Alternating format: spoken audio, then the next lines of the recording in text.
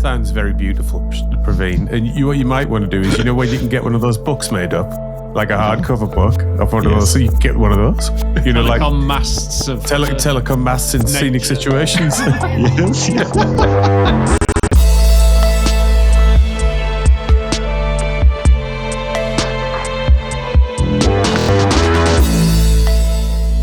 Welcome to Cloud Realities, an original podcast from Capgemini. And this week, it is part 3 of our Reimagining Telecoms mini-series, and we're going to talk about the thing that hangs the whole industry together, the network, and transforming the network. What are the challenges? What does the future hold for us? And when might those services arrive in our living rooms? I'm Dave Chapman. I'm Esmee van And I'm Rob Kernahan. And I'm delighted to say that we have our co-presenter for the Reimagining Telecoms with us, Praveen. Hello, how are you doing? Very well, thank you, Dave. You having a good dry January so far? Oh, here he goes, virtue signaling again. Hey? Is anybody else doing dry January? I started, but it stopped this week itself, and it is not done. It was just on the 1st. You started on the 1st of January, and by the 2nd, you decided it was no good. I tried. Yes, well done. I'm still going. How about you, Robert? Did you ever? No, it's just January. It was Blue Monday recently. January is the worst month. Why would you just bring it down further, David? I mean, it's true. It's true. Ez, how about you? Well, I stopped when I was thinking about execution, so nope. So you didn't get very far then? No. It's that idea that might swell round your head after the 31st, and then it should be Should I? No. Disappointing, isn't it, Marcel? I assume you, of all people, Marcel. Virtuous Marcel Vandenberg. Where are you up to? Never stop drinking. Well, that was my dry January. And later today, I have a drink with friends. So it will not be cola. Have you seen the latest trend where people are now borrowing days from February? I have seen that. To be dry, and then they're bringing that I'm out with friends in January, so I'll trade a day. And basically they're horse trading. And I think when you get into that level, you've kind of missed the point. Yeah, it's broken, isn't it, at that point? It's a broken. Absolutely hopeless thing. So look, we are back with the second part of our series on the telecoms industry. Looking forward to digging into the next part. And I'm delighted to say that joining us is Mallik Rao. He's the Chief Technology and Enterprise Business Officer at Telefonica in Deutschland. Mallik, how are you doing? Pretty good. I love your conversation of your dry days, dry weeks, or dry hours. Is that because of the terrible disappointment that you have in the rest of the team, Mallik? Exactly. And I wouldn't blame you. I wouldn't blame you. Yeah, I got to persevere through these things, don't you? I think it's a sign of resilience, no? No, absolutely. No? Absolutely. Maybe somewhere between resilience and foolhardiness. I don't know. I just think you just like telling people that, Dave, so you can feel morally superior to the rest of us, which is a position you often adopt. So rarely actually have it though. This goes with your MO. This is Chapman peak. Solidly on trend. Yeah. There's a whole other conversation, but actually virtue signal is one of my least favourite things, but that's a whole other conversation. Praveen, bring us back on track. Remind us about the 5 themes that we're exploring in the world of telecoms.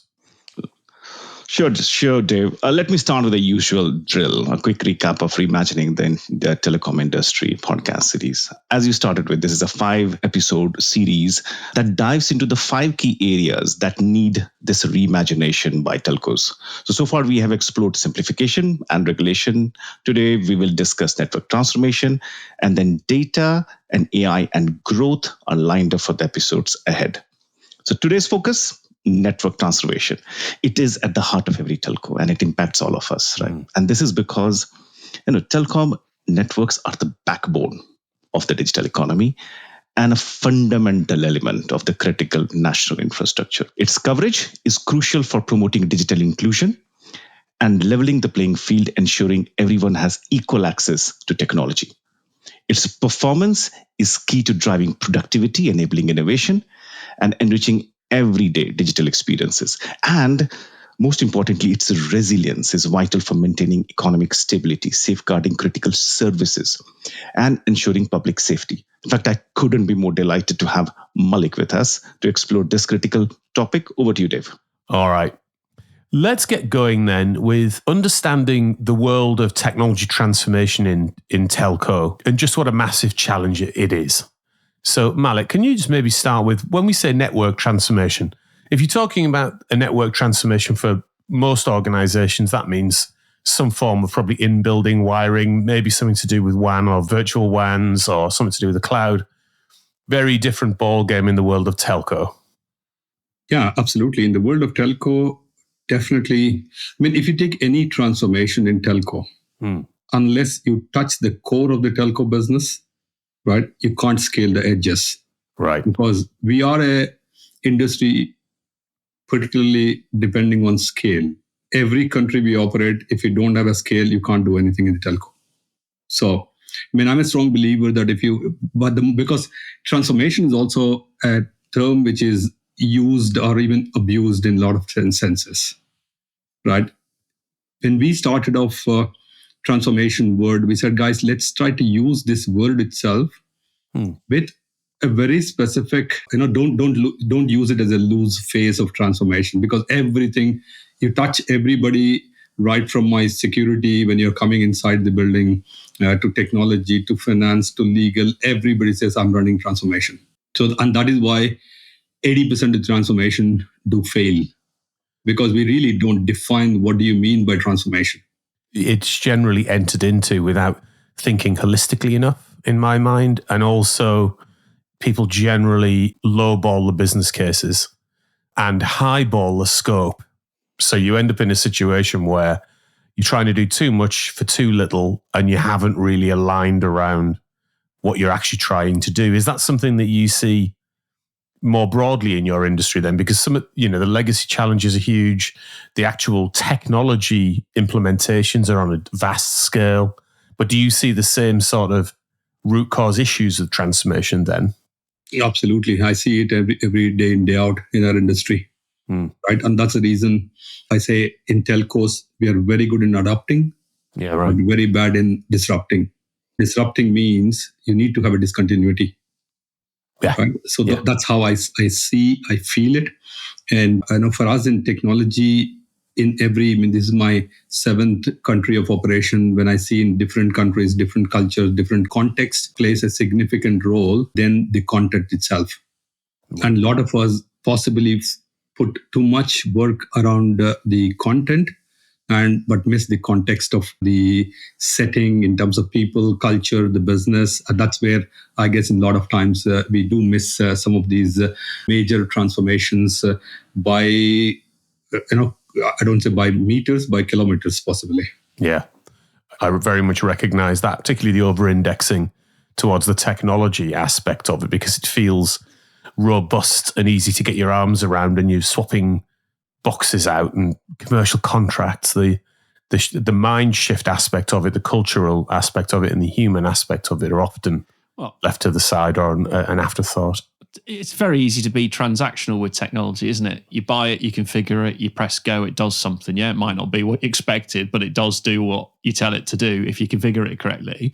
And that's where humans will naturally lurch, because it's the easy place to go, isn't it? Right? And what we're actually talking about is the things that you've just discussed, Dave. So it's just an easy place to go and be and feel a bit warm. Because when you're in these types of transformation situations and you are properly disrupting and changing and discontinuing, it can feel quite uncomfortable. And I think there's that. You need the mindset to keep going, even though you might be out your comfort zone quite significantly, especially when you're changing everything at the core of what you understand it to be. Yeah, absolutely. Absolutely. I think the more and more I think through, the commitment of transformation, you have two ways to do it. One is bottoms up, top down, right? Business led, technology led. These are the 4 different quadrants. However, I start feeling the importance of a strong, consistent commitment on transformations. Because the moment we say transformation, people will look at short term, what can I do? Because without short term, there's no long term. Right? Of course, you got to deliver short term, but at the same time, transformations do take a lot of bandwidth of the organization, not just technology. Are you in a phase in the organization that you're able to consume the bandwidth of the organization, which is non-technology colleagues? What is the driver for them to participate in the transformation? right? So that's how I observe in a lot of times when we run a large multi-functional, multi-departmental transformations. So maybe then let's take that as a bit of a framework. And by the way, I absolutely love a 4-quadrant grid. Oh, he's a Boston Matrix. He gets excited. I drew one on a whiteboard the other day with Dave, and he got very excited. You had me at quadrants. Let's take the model you were setting out, and let's talk about telco network transformation. Then I would say kind of in 3 layers. There is the core, the edge, and then the wider organizational transformation. So using those 3 layers, maybe set out a model for us in terms of what you think good looks like. And perhaps for those listeners who, when they're thinking about telco networks, don't really understand what core and edge is, maybe you could define those terms for us. Yeah. So in a telco landscape, if we look at it, you have access network where customers get connected. I will talk specifically about mobile network. Even the fixed, of course, you have the copper cable access network where people are accessing an experience of connected experience. So that's the access side of it. Then how do you transport from these distant endpoints into the core of network? And that's the transport network, right? Transport had, of course, different layers of the network. As the technology is evolving, you start becoming much more simpler on the transport. When earlier you had multiple technologies, now possible you got one single technology supporting multiple access networks. So that's the transport. The moment it comes into the core network, that's where you start delivering the actual services, right? Whether you authenticate a customer, whether you control of the customer, the billing, the charging, the integrity of service delivery happens in the core. Right, and then you transfer either towards the internet if it is any internet-based traffic, or towards a service endpoint, whichever. Let's say if you take any example of Netflix or any of the streaming services, you hand over the service to that area. So it's basically access, core, transport, and then beyond the access and core, that's the network portion of it. Beyond that, we have a business support systems. That's where the provisioning of a customer happens. That's where you policies of different price plans, everything that happens in the BSS, which we call it as. And then to operate the entire network and IT portions, we call it as operation support system. That's the OSS. So these are the 5 elements of a technology landscape in telecom networks. That's very helpful. And in, say, a switch from 4G to 5G or 5G to 6G, what would that mean across those categories that you just sent out?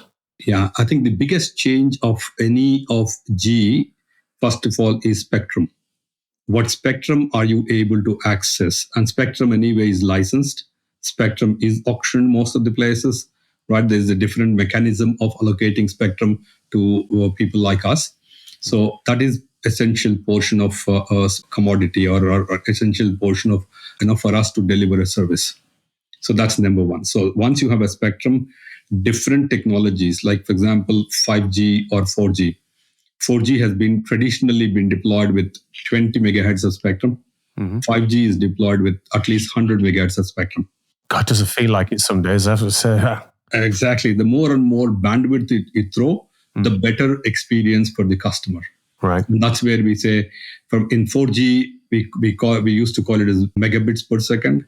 As we move to 5G, we start about how many gigabits per second. If you go to 6G, it'll be tens of megabits of spectrum. So that's how we term it, and that is the primary vehicle for us to transmit these signals: 4G, 3G, 5G. I mean, if I look at our network at this point of time, in most matured markets, we are going to move all the traffic towards 5G, because 5G is a technology which allows us to be much more simple across access, core, and transport networks. Oh, I see. I see. And what's the actual physical transformation that needs to go on? Is it like the deployment of new kit to access those bands, or is it the kit that's there is able to transmit on those bands, they just won't open at that point, or something along those lines? Or is it a much more physical deployment? Yeah, so physical deployments primarily in a mobile network, it happens on the rooftop. Every rooftop, what you see, you got to put an equipment which radiates, that's basically which transmit and receives a signal, And that's the big basic kit for us. Whenever we put on the rooftop, if I want to put a 5G, I need to bring in a 5G based transmitter and receiver. We call it as radios. So we deploy the radios in multiple rooftops across the country. In Germany, we have about 32,000 locations where we go and deploy. And all these 32,000 locations, we connect it on a transport network to bring the traffic towards, let's say, 5-6 endpoints where we move towards internet. There's a huge logistical challenge. Absolutely. There's a high number of numerous points. Everyone needs access from somebody completely different. I'm sure there's a load of paperwork involved in that and a massive field force. I mean, whilst you're getting on with it, just managing such a countrywide scale introduces like what I would class as just faff. Absolutely. Quiet faff, but it's faff. Absolutely. And transformational expertise by Robert Kernow. With excess faff. Yeah. I think what is really underlying, say, in terms of us as an industry, a lot of times, yes, we may not be considered as an internet industry kind of valuations, but every rooftop, every day in, day out, every microsecond, we're touching the customer. Every microsecond, we are touching the customer, and every transaction customer makes or he or she is making, or now machines who are much more from a volume perspective, it's machines, they're trusting our network. Yeah, it has to be there. And when it's not there, people get frustrated. It is critical to us and daily life, isn't it? It's one of those things that people forget, that when that network, the mobile network goes away, absolutely, chaos can break out. I mean, people would literally notice that disappearing faster than they would their water supply disappearing. So it tells you something about where it psychologically places in people's heads, doesn't it? So one blip and it's a problem. Now, one of the things Rob touched on there was notions of interoperation, because obviously there are multiple providers all working in this space. And I think there's an initiative, is it Camara? That is working on interoperation. Do you just want to? How does that fit into the picture, and why is it key? Absolutely, I think where it fits in, it's a pretty new development, because we as operators, like for example, take Germany or any place, right? We are hundreds of them across the world. We are not one Google or one Amazon or one Microsoft. We're a collection of, or a federation of multiple thousands of operations across the planet. Now, what we have started looking at is, as the service layers are getting more and more demanding, we said we need to work as an industry. It's not that, okay, I work as a Deutsche Telekom, Vodafone, or Telefonica. We got to work and present it as a easy layer for us to talk to any other services. And that's where we came up with something called Open Gateway. That's the approach which we have taken.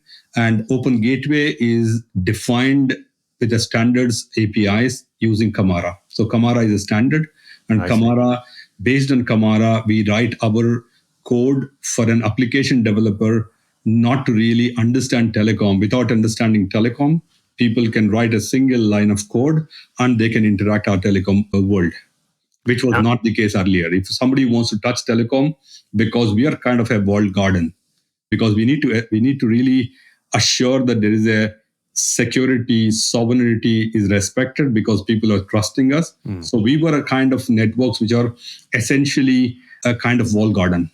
And now with the cloud, with enablers technology which are coming up, so we said we can open our networks with a very secured APIs, and that APIs are defined by Camara.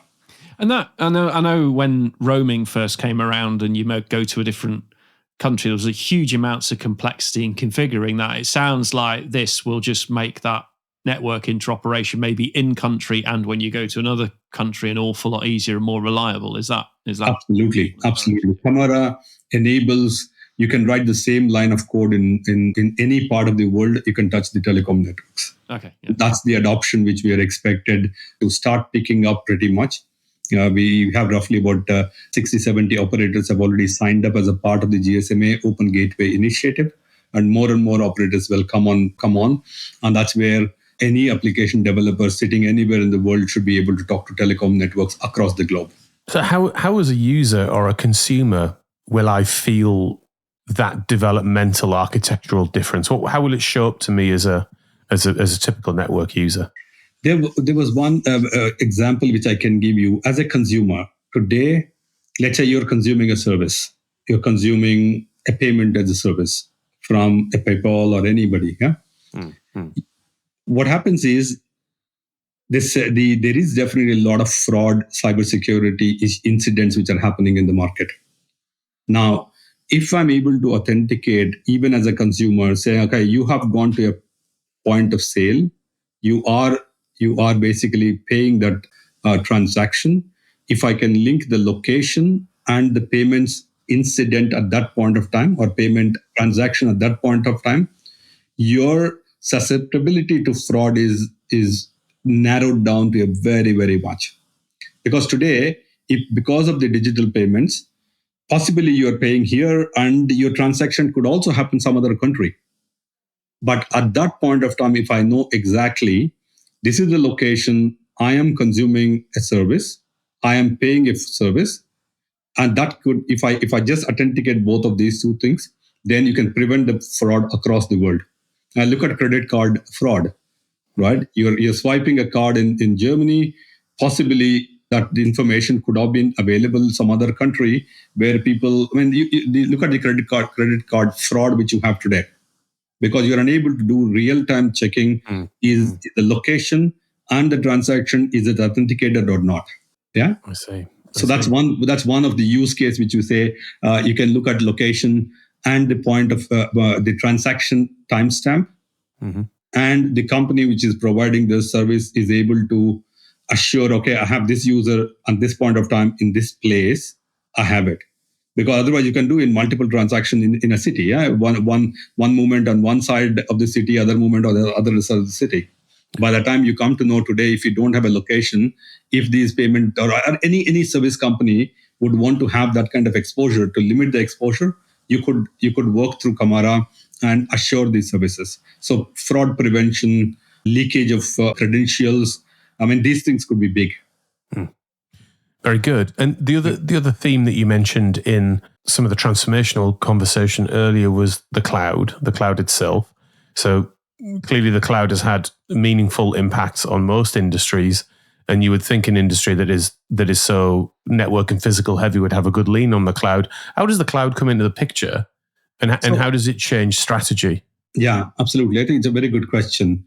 If I look at cloud started for us specifically in IT side of it, right? IT was easy. So if it is a app which I'm developing to my customers, I could build on the cloud. It was easy. So all the IT side of the workload, that's when the cloud started coming into telecom industry. All our BSS, the business support systems, charging, not even charging, I would say, any of the offline business process systems were moved into cloud. Right? About 2 years back, we said cloud definitely changes. Again, cloud doesn't mean that one or two, right? It's basically about technology. I'm not talking about an AWS or a Google these are the cloud providers, of course, but a technology is something which underlying, that's basically you're able to take the software dependency and hardware dependency apart. You're able to disaggregate these two things. That is what most interesting for us, right? IT, we adopted it. We started also looking at the resiliency. Telecom is basically, we design based on redundancy, right? We have a redundancy 1:2 or 1:3. That's how we have achieved a 99.999, which we call it as carrier grade of telecom. However, when we start talking about cloud, the biggest change for us, or nicest change for us, moving from redundancy kind of designs to resiliency kind of designs. Right? It's a big difference for us when we do the engineering of these networks. We are used to a redundancy kind of approach, but from redundancy going to resiliency needed a lot of rethinking for ourselves. Yes. How do we bring these workloads into a cloud technology? So about 3 years back, we started off work. You got to pick up. What is the compelling event I was able to create? Right? For us, unless you have a compelling event, you can't disrupt. So we said, okay, guys, we've done great in IT, but now let's touch the network side of it. And network is the most real-time workload because every microsecond counts in network. The number of transactions which we process in the networks are millions per second in a telecom networks. Well, that's when we started about 3 years back with a collaboration with Nokia, AWS. We had also worked with Ericsson, Google. So all these pilots which we started running. And as we start bringing telecom workload into the cloud technologies, all three of us, telecom industry, that is, I think we were one of the first guys who really went into this exercise about 3 years back. So you have three stakeholders. One is us as operator. Mm-hmm. The second is infrastructure providers like AWS. Right. And you have application provider like Ericsson, Nokia, the telecom application providers. All of us have our own apprehensions in the beginning. Apprehensions in the sense that from a Ericsson, Nokia, telecom provider perspective, is it that are these cloud providers able to eat our lunch, dinner, or breakfast? So that is first apprehension. Second apprehension was the cloud providers thought that IT workload, we have managed billions of workload sitting in this one, or telecom is a piece of cake. Right. And it is a shock for, I would not hesitate to say, you can talk to the top guys in AWS, top guys in Google. They realize, wow, this is a high voltage electricity. You cannot touch with bare hands. I'm trying to get sort of a mental picture of the workload shift. So was it that initially the network, wherever you had like some sort of network base station or installation, it was all running on local hardware, local equipment, local servers? Is it the shift of all of that that's going into the cloud? Or is it some of the network transmission itself leveraging, say, cloud provider WAN backbones and things like that? Yeah. So cloud has typically used for an IT workload, right? As I mentioned earlier. That is basically, you have a hardware, you define a hardware, and then you have an IT workload which is sitting on that hardware through a hypervisor in between, whatever. Now, the hardware will define how the software should be built, because this is constant. Once I bring in, let's say, a Google or anybody say, okay, this is my hardware, this is what I'm bringing in. Now you write applications which are suiting to this one. But telecom is completely different. Telecom will demand telecom workload. IT workload can adapt to a hardware, but telecom workload will define how the hardware should behave. Because the traffic which you see, millions of people are moving from one place to another place. It means your transaction workload, the network, the transaction on the network intensity workload is significantly higher on telecom. So IT essentially comes from compute and storage, right? You should have a storage, you have a good computer, you can run the workload, right? But in telecom, first you should have the network, which is connecting the storage and the compute. So that becomes critical component. Yeah, I see. And that is where everybody struggled. At least the cloud providers struggled, or even struggling today. I would not underestimate that struggle. They've gone through. I also appreciate that industry, and specifically the AWS guys. They learned along with us. They have been willing to change every month, every quarter. I think that's an impressive, journey what we've had. And same thing happens from, we have now 1 million customers working on a public cloud in Germany. So it means that we have something called confidential computing. We realized on the journey, we realized, okay, now if you want to get the cloud workload or telecom workload into public cloud, you have to assure the security, the integrity, and also sovereignty question. Right. Yes. And then we designed, about 3 years back, we as we were working through, we realized, okay, confidential compute could be one of the golden key for us. And that's what we started developing with Google about 3 years back. We worked on it.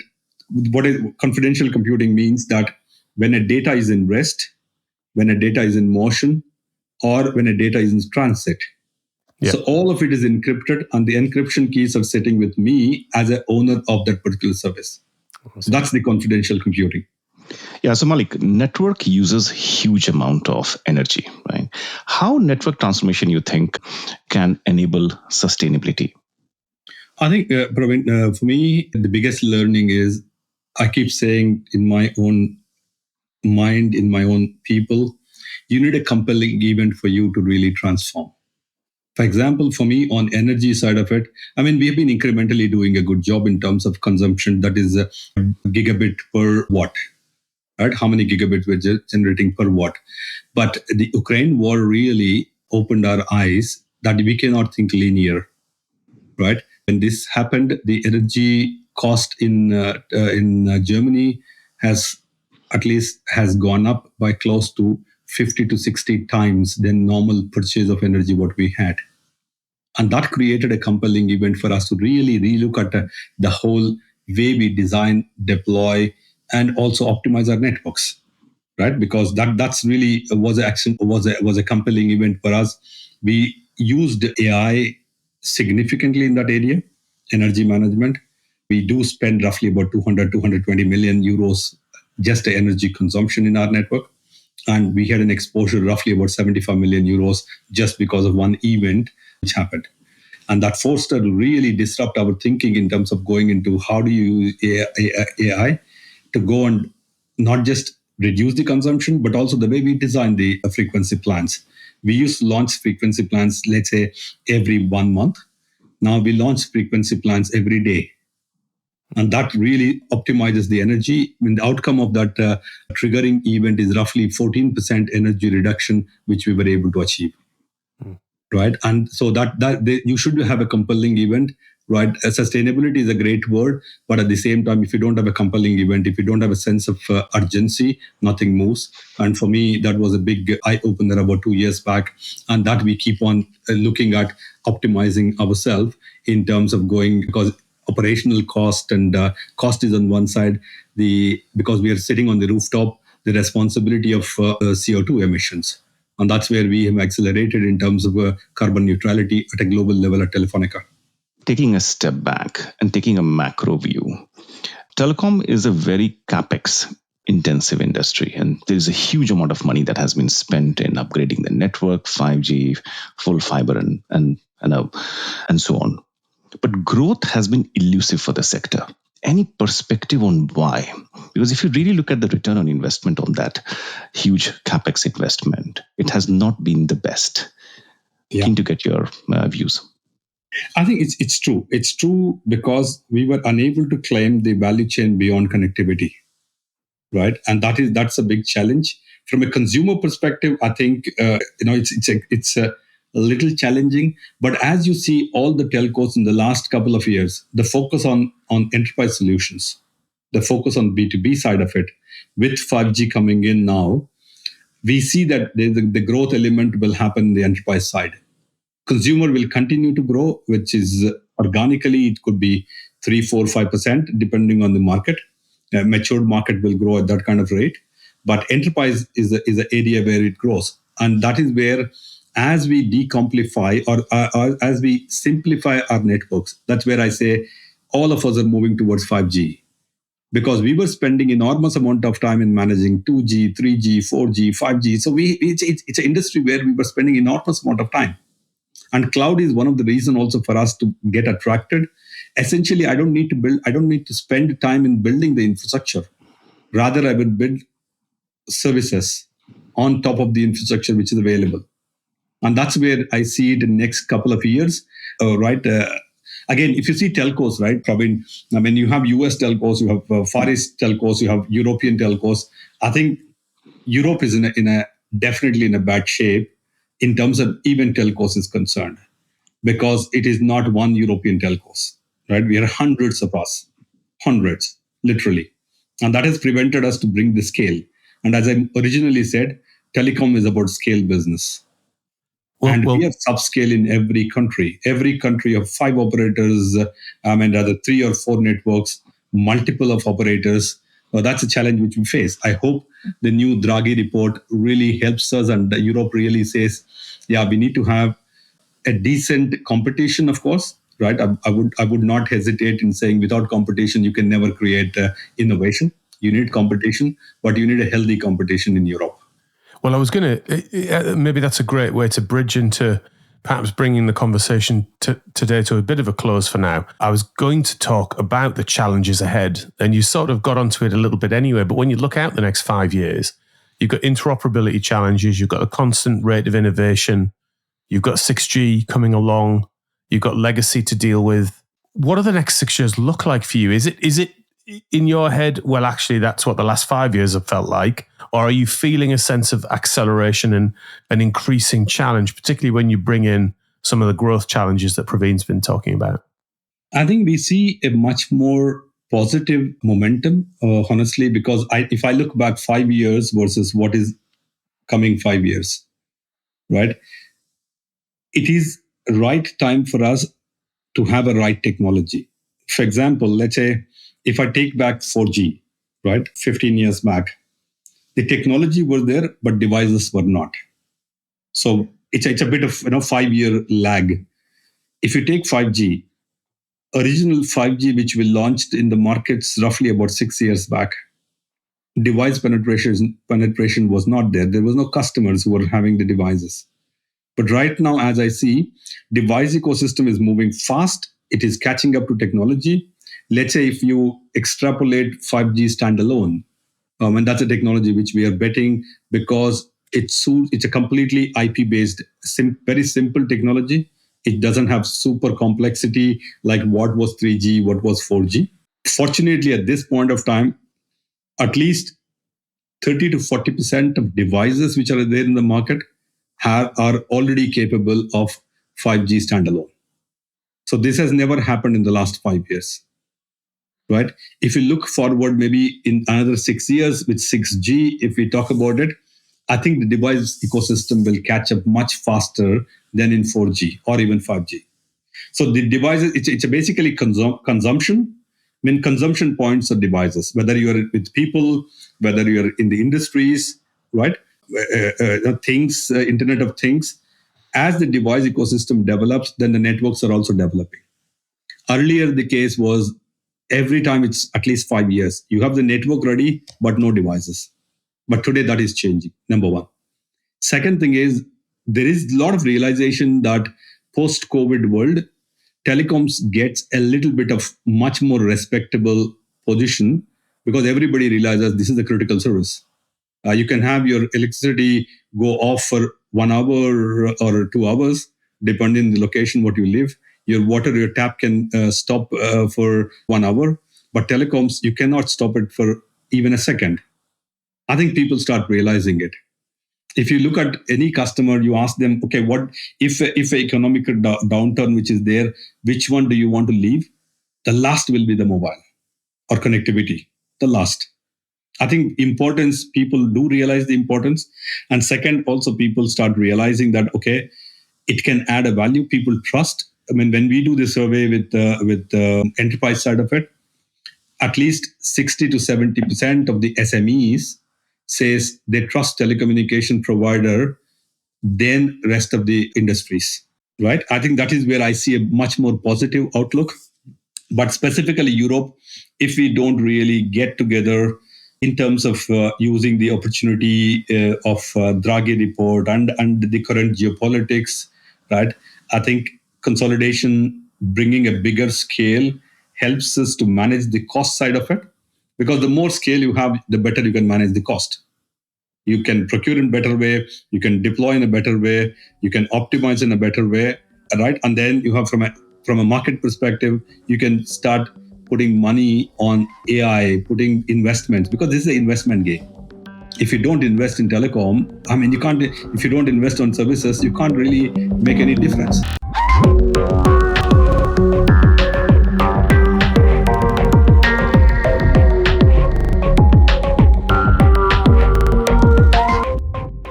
All right, Ez. So I have had my own very recent experience of feeling frustrated while I was setting up my own mesh network at home. And I think a lot of people relate, actually, that are listening. At least I hope so, because I feel a bit stupid when I try to. One of the most embarrassing things about my professional career as I had to give up on my shonky home network that I'd attempted to put together, and I got a professional in to do disappointed it. in both. I knew it disappointed you, Robert. I'm disappointed in both of you. Guys, the challenge is you as end users do not trust telecom providers can solve your problem. Right? We have a smart Wi-Fi solution. By the way, Telefonica has a smart Wi-Fi solution. We can just fix it. You don't. You couldn't have teed up Esmee's thought here any better. Go on, Ez. Well, that was actually so I was, of course, the thing is, you start to Google. At least, we're working in tech, so the first thing we think is, okay, we can figure this out by ourselves. I should be able to do this. So I've bought like the best stack that's out there. So I thought, okay, that's not going to be an issue. But then you start to enter like communities with lines of code, with all types of, settings that you need to get things working. And I still don't get it right. So I love that we're talking about transformation and network transformation, but how, am I going to experience a better consumer life at home with Wi-Fi? So I'll just, before we get into what's the solution, the thing I found out very early on in my career is networking is a bit of a dark art when it comes to things like configuration around how it has to work. And it's like right at the bottom of the stack for many. And it's like this clean, happy place above where we write code and it kind of works. Then you get down into that. And I think for most, home networking is where you experience a different style of complexity. And in networks, you have to think differently about how it works, how things need to be configured. It's all logical, but if your mind isn't geared up for that, then it can be like this incredible mind-blowing experience of just, I don't get it. I'm technically savvy. I don't understand this. I think a lot of people who venture there get caught out by networks, a different way of thinking about technology. So yeah, there's that point, that dawning realization. I thought I was good with technology. However, I've never tackled a network. So can we get an agent for that then? Is the industry going to come along and save our home networks at any point, Mallik? Yeah, look, I think the best answer, on one side, I'm really happy, Esmee, you were mentioning about your experience. Other side, Praveen, you were asking, how can telcos increase the revenues? This is the right opportunity. I was asking how. That was not my question. No, it's a music. It's a music to my ears. That people in the tech industry also struggle at home, right? And that is where telcos are present at your doorstep. Telcos are present in your living room. And that's where I think from a customer trust, right? You are allowing us to be radiating inside the home, wherever you are, right? I think that's the big statement.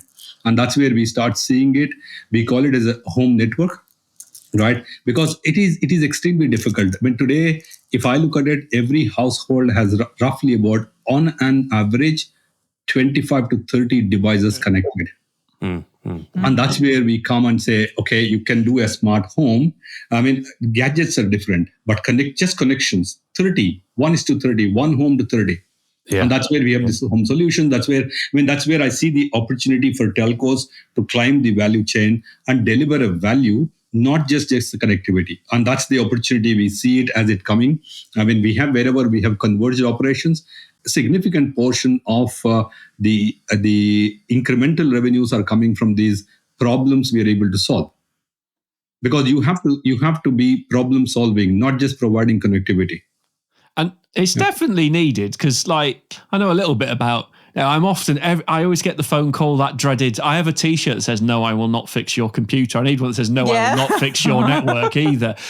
And you get dragged into it, and it's just always like, "Oh no, not another one." I was kind of now don't tell people about what I do. Isn't it your opportunity to come along and be all judgmental and superior, though, Rob? Well, I like to be judgmental when I can. Yeah. But then the fifth time your dad rings you up and says it's still not working, you're 150 miles away trying to remotely diagnose it. It's just easier just to say, why don't you buy a managed service to sort it all out and it'll just be better? Actually, to be honest, I don't professionalize it as a managed service. It's basically whoever have a problem, they should be able to consume. Yeah. Because see, telcos, as we think, we try to make everything into a T-shirt sizes. I think one size doesn't fit all. True. That is changing, and possibly the AI is a significant enabler for us to really get in and provide a service where it is needed. Not necessarily we're just shoving through the throat and say, yeah, you buy a service, then only you get these things. Look, Mallik, that's all well and good. I see where you're going with that. I see the growth opportunity, but you were going to take away from Rob the opportunity to go, ooh, I wouldn't have done it like that. Yeah, suck air through your teeth. It's like, fixing tech is like the new car mechanic of the 80s. Now you suck air through your teeth and go, that's not good. You did what? When you expected that to work? Why have you put your subnet mask there? Oh my God. Well, look, on that note, thank you so much, Mallik, for spending some time with us this afternoon and giving us some insights into what really big networks look like and the challenges of changing them in the industry in the future. It was great to talk to you today. Thank you. Now, we end every episode of this podcast by asking our guests what they're excited about doing next. And that could be, you've got a great restaurant booked at the weekend, or it could be something in your professional life. So Mallik, what are you excited about doing next? I've been a technologist for the last, for the last 20, 25 years in 7 different countries. But this is the first opportunity in the last few weeks. I've got a job of running the business. And I'm excited about taking technology and making a difference in the business. And that's where I'm spending most of my time, as we speak. I'm not going to my restaurant or I'm not taking a weekend right now. The focus is basically learn as much as I can learn to be an effective businessman, to get the technology and make a difference for the people and industries. That's how I see it right now.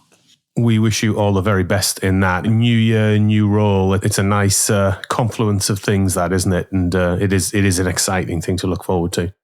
Absolutely. Thank you very much. If you would like to discuss any of the issues on this week's show and how they might impact you and your business, please get in touch with us at cloudrealities@capgemini.com. We're all on Blue Sky and LinkedIn. We'd love to hear from you, so feel free to connect and DM if you have questions for the show to tackle. And of course, please rate and subscribe to our podcast. It really helps us improve the show.